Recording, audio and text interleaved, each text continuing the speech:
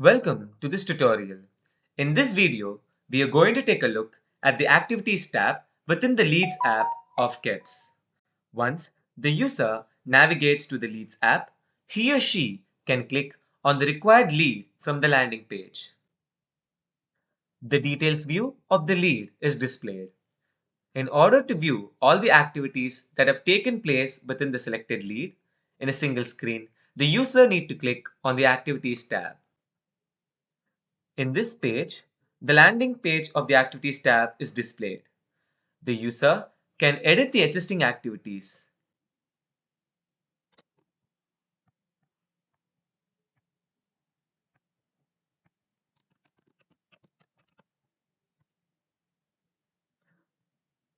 The user can also delete any existing activities from the list by clicking on the delete button. The user can navigate between the various activities that has been done using the summary cards. This is the basic overview of the activities section within the Leads app. Thank you for watching.